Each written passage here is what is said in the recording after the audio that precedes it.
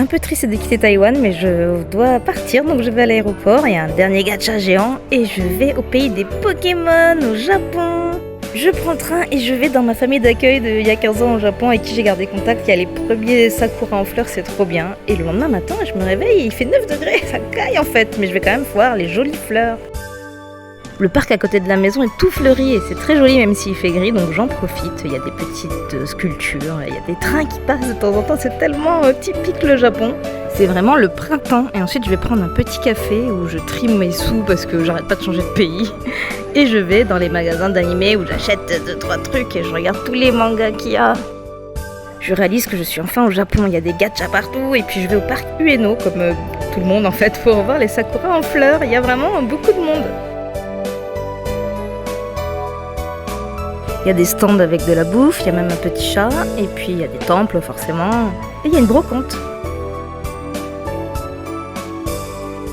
J'arrive à profiter des endroits un petit peu plus calmes, j'achète même une crêpe pour faire un ami, et puis ensuite quand je rentre, il y a plein de densha otaku qui attendent un train, donc j'attends avec eux. Forcément c'est pas celui-ci, c'est pas non plus le double train, c'est celui-là, j'étais méga déçue, mais bon. Ensuite on va manger des sushis, et on trinque avec ma famille que je retrouve, je suis trop contente. Il y a même un event Monster Hunter par rapport au nombre d'assiettes, et puis ensuite il y a les sushis steaks aussi. Ensuite on achète plein de trucs chelous pour l'apéritif du soir, et voilà.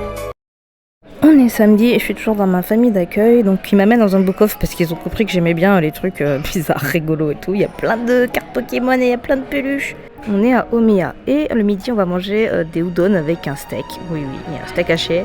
Ensuite il y a plein de petits events dans la ville. Un dernier repas et je dois leur dire au revoir. Je vais dans un petit hôtel et là je vais voir la Skytree parce que c'est vraiment pas loin. Et le lendemain matin, je vais un peu visiter mon quartier. Il y a une maison qui est totalement recouverte de végétation, je la connaissais déjà, mais c'est marrant de la voir encore. Il y a un petit temple et il y a la police qui arrête tout le monde en voiture ou en scooter, c'est trop bizarre.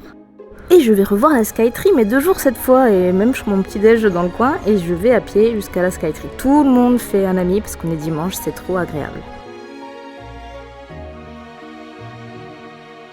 Une fois arrivé à la Skytree, je mange des takoyaki bien mérités et ensuite je prends le train pour aller à Asakusa. Évidemment, on est dimanche et il fait beau, donc c'est blindé de monde, mais c'est pas grave, je reste un petit peu dans le coin à regarder des petits temples, je prends une petite glace et ensuite je vais à Saitama pour un concert de l'Arc-en-Ciel, et oui! Ça fait trop plaisir de revoir un petit concert au Japon de Laruku, merci à mon pote qui a eu des places, et c'est la Saitama Arena, elle est assez énorme, et il y a une scène qui tourne au milieu, donc c'était vraiment trop cool. Et puis on va à Shibuya, toujours un plaisir de revoir Hachiko, même si beaucoup de choses ont changé dans ce quartier, et on va dans un petit izakaya boire une bonne bière et manger, et ensuite je rentre à mon hôtel, un petit masque et au dodo. On est le lundi 8 avril, toujours à Tokyo, et je déménage, je vais chez une amie à Shinjuku. C'est un quartier que j'aime beaucoup, notamment parce que y a Godzilla qui habite là, et on va voir le petit temple à côté de chez elle, et on mange un katsudon de compétition, qui est trop bon, et un petit café dans un café cosy. Puis je demande d'aller voir la nouveauté, le fameux chat en 3D, mais ça bug complet sur mon téléphone, j'arrive pas à le filmer, je suis un peu deg. Et on va voir les sakura en fleurs encore, et oui. Quand on arrive, il y a un monde fou en costume, on se dit mais ils vont tous voir les sakura, c'est quoi ce délire? En fait non, c'est la cérémonie d'entrée à la fac qui est au Budokan cette année, et ils étaient tous là en fait. Les cerisiers au bord de l'eau sont magnifiques, et là j'essaie de filmer un oiseau qui plonge, mais à chaque fois je le rate, donc je suis là, mais je vous jure c'est un oiseau, regardez. Franchement, j'ai de la chance parce que les sakuras sont tardifs cette année et voilà, donc c'est superbe de les voir. Il y a les petites pétales qui tombent, c'est magnifique, regardez ça. Je vous laisse admirer un petit peu la beauté de toutes ces fleurs, parce qu'il y avait aussi d'autres fleurs.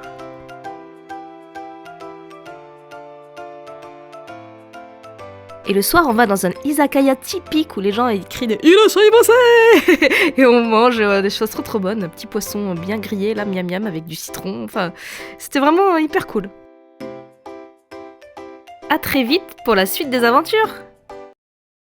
Aujourd'hui il pleut et il doit pleuvoir toute la journée, donc je vais prendre un brunch un petit peu fancy et je réfléchis à mon programme du jour et des autres jours. Et quand je vous dis il pleut, ça rigole pas, en plus ça fait tomber toutes les pétales de fleurs, je suis trop triste. Donc je vais faire les magasins. Je commence par le shop du roi Godzilla et il y a plein de trucs, j'achète quelques petits gadgets. D'ailleurs le vendeur il m'a donné un sticker parce qu'il a vu que je suis une vraie fan. Et puis je vais à Shibuya et devinez où je vais? Au Nintendo Shop évidemment. Ça fait des mois que je rêve d'y aller, il y a trop de trucs, il faut vraiment se contenir, il y a des peluches, il y a un événement Splatoon, il y a plein de trucs Animal Crossing, Zelda, enfin vraiment c'est difficile, je vous jure. Et je fais même un gachapon avec des sons Nintendo pour gagner un petit Pikmin. En face, il y a la boutique Capcom avec Street Fighter, Monster Hunter et d'autres jeux évidemment. Et puis un Pokémon Center. Il est assez impressionnant et c'est aussi un design lab, donc on peut faire des t-shirts et pas mal de choses. Il y a des porte-clés, des peluches, plein de choses comme d'habitude. Et je pars de Shibuya pour aller à Ginza rejoindre ma pote parce qu'on va dans un pop-up store un petit peu spécial. Il s'agit d'une collab entre Modaozushi et Sanrio et là on peut mettre notre main et voir à quel clan on appartient. Donc on a des résultats plus ou moins bien. Moi j'ai les LAN donc je suis très contente. Voilà, et Sanrio, il faut savoir qu'ils font des collabs avec tout et n'importe quoi, donc c'est assez fou. On voit Hello Kitty partout.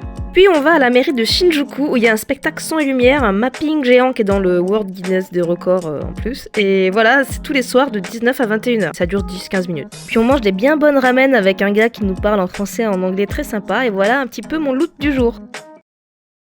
Après la pluie vient le beau temps et ça tombe bien car ce jour-là je vais à Kamakura. Donc je me promène dans les petites rues et au fond d'un jardin je tombe sur un restaurant secret.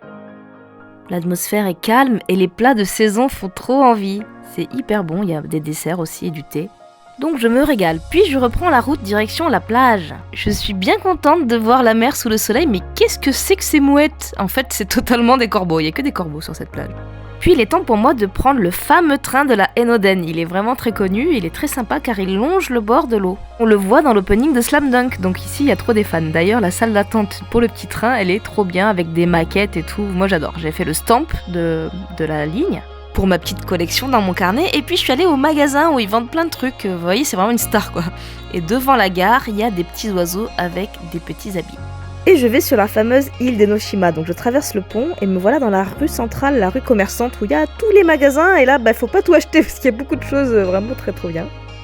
Il y a aussi une fabrique de jeans, donc ils vendent de la bouffe denim, donc de la glace des bao, c'est très bizarre, qui veut manger ça ? Mais il y a aussi de nombreux temples et sanctuaires et il y a des fameux omikuji qui prédisent l'avenir, donc il y a le normal, celui pour les amoureux, celui par signe de zodiaque, voilà, c'est une île qui monte beaucoup avec beaucoup d'escaliers, mais il y a des escalators si vous payez un petit supplément. Quelques sakuras ont été préservés de l'orage, heureusement, et je prends une glace crémia en haut de l'île et là, il y a les Milan. Ils aimeraient bien croquer dans ma glace aussi, donc je me fais attaquer par des rapaces et même par les petits piafs. Il y a un kéké qui fait du diabolo et je vous montre la suite juste après.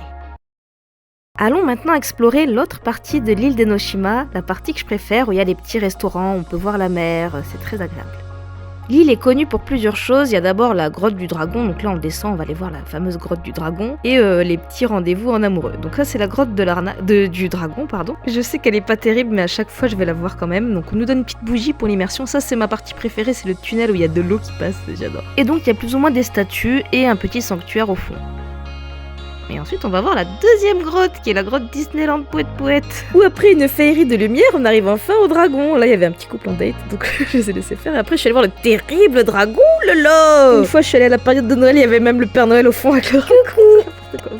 Mais assez rigolé parce qu'après il faut remonter tous les escaliers, il y en a beaucoup. Il y a encore les Milan voleurs de glace qui sont là et un petit écureuil. Je repasse à travers les sanctuaires où il y a des dragons, des tortues et la Triforce et je trouve une petite plage vraiment très cool. Donc je m'installe en attendant le coucher du soleil sur le mont Fuji parce que c'est quand même exceptionnel. Il y a un gars qui saute parce qu'il veut que sa copine le prenne en vidéo, il n'y arrive jamais. C'est vraiment un moment hors du temps. Et c'est déjà le crépuscule, il faut repartir, je pars par la gare JR tout droit sorti d'un Miyazaki, comme qui dirait. Et il y a même des méduses à l'intérieur. J'arrive enfin à Shinjuku et puis je fais un petit changement pour aller à Ebisu. Il y a une pub pour Kaiju 8. Là je fais le petit stamp de la gare d'Ebisu et je vais manger dans un restaurant qu'on a vu pas mal sur les réseaux sociaux. On y mange des udon au curry avec une crème de pommes de terre sur le dessus, c'est vraiment bon. J'ai réussi à me tâcher malgré le bavoir, voilà. Après une grasse matinée, je mange un délicieux katsudon pas cher et un taiyaki doré dans la rue avant d'aller à Harajuku où il y a des gars qui font du kart et je vais enfin dans la Takeshita Dori. Je découvre un peu les nouveautés du quartier, le capsule lab géant avec tout le gachapon du pays et puis le fromage arc-en-ciel, les bubble tea, tout ce qui est à la mode. La rue est blindée mais ça permet de voir un petit peu les tendances, il y a un drôle de vendeur de donuts et puis je vais à la forêt qui est un genre de citadium où on peut voir la mode, des expos, plein de trucs très intéressants. Il y a un tout nouveau bâtiment, le host numéro 1 sur un camion, et regardez bien ce petit barista à la chemise à carreaux, parce qu'il a réussi à me vendre un café hors de prix, mais en même temps il était super bon. C'était un latte, j'ai choisi en sentant tous les parfums différents des cafés, avec un petit cinnamon roll, il était persuasif en même temps. Bon, ensuite j'ai fait ma petite promenade habituelle entre Harajuku et Shibuya, j'adore ce petit quartier, et une fois que j'arrive à Shibuya, je vais au Scramble Square en me disant je vais aller à Shibuya Sky voir la vue, mais pas du tout, le gros fail, il y avait plus de place, donc il vaut mieux réserver à l'avance. Mais ce n'est pas grave, je vais vais à une expo de la NHK pour un drama qui s'appelle Tora ni Tsubasa, et puis il y a des mascottes et il y a une vue, et ben franchement, elle est aussi bien que le Shibuya Sky et c'est gratuit, bam. Et je change de quartier pour aller à Ikebukuro, qui est un de mes quartiers préférés. Il y a encore un événement Conan, Sunshine City, je n'en peux plus. Il y a aussi des BL et beaucoup d'animés de manga dans les sous-sols et dans tous les magasins. Puis je rejoins une amie que je rencontre enfin dans un izakaya, et puis on va boire un petit verre, et ensuite il faut prendre le dernier train parce que c'est déjà l'heure de rentrer dans mon quartier faire dodo. Petit déjeuner au Mr Donuts parce que j'adore leur pondering, et je pars à mon ancien quartier pour un peu me promener et visiter, un peu de nostalgie ce jour-là. Il y a quelques cerisiers à l'abri du vent qui ont gardé leurs fleurs, et je me promène dans les petites rues où il y a des maisons, des habitations, un petit temple que j'aime beaucoup. J'ai habité pendant 1 an dans ce coin et j'aime bien y retourner de temps en temps et me promener, juste me promener. En plus, il y a des fleurs, il y a des petits commerces, enfin c'est vraiment le Japon typique. Et je traverse le Shotengai qui mène jusqu'à Nakano, j'adore aussi ce coin. J'arrive enfin au Nakano Broadway où il y a le Mandarake sur plusieurs étages, évidemment pour les connaisseurs. Et en plus à ce moment-là, il y avait un pop-up store City Hunter, City Pop Shinjuku, du coup c'était très sympa de voir cette petite boutique éphémère. Ici c'est le paradis des animés, des mangas, des goodies, mais surtout du vintage et des collectionneurs. Il y a des vieux jouets, il y a plein de trucs à l'ancienne. Et après cette petite visite, je repars vers Shinjuku où il y a des petits bonhommes qui font clap clap clap dès qu'on passe devant et ils rendent fous. Je vais au Kabukicho pour voir les hosts. Enfin, juste je passe devant pour regarder les affiches bien sûr et voir un petit peu les tendances. Donc c'est toujours rigolo. Lui on dirait qu'il a 15 ans, mais j'espère que c'est une illusion d'optique. Et le soir, on va manger un shabu-shabu à volonté avec ma pote parce que c'est ma dernière soirée et que je vais en profiter un max. On a un serveur adorable aux petits soins, on a pris toutes les options possibles imaginables, donc on a tout à volonté, des légumes, des assortiments, il y a même le dessert à volonté, autant vous dire que j'ai pris une glace aux 7 parfums. Et à la fin, on va voir le nouveau bâtiment où il y a des bars, un DJ, une salle de jeu.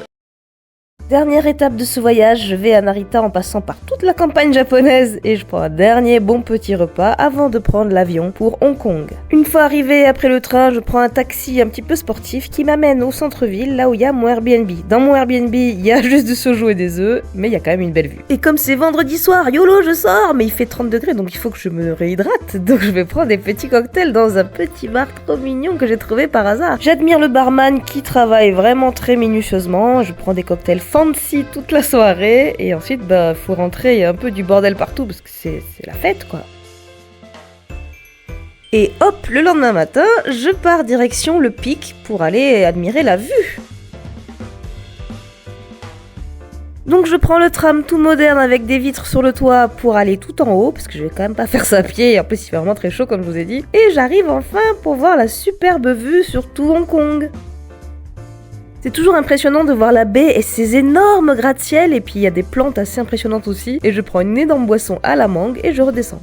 Je galère un petit peu avec ma valise dans les escaliers et les descentes et les trottoirs tout défoncés, mais j'arrive enfin dans un petit restaurant vintage pour manger avec mes amis. On s'est bien régalé, mais on va aussi manger un dessert parce que il faut toujours manger un dessert. Et ensuite, je prends le bus, direction l'aéroport, je marche sur la passerelle au-dessus des avions et je vais partir malheureusement. C'est le retour à Paris, c'est le bordel de ouf, il y a des valises partout et c'est la fin.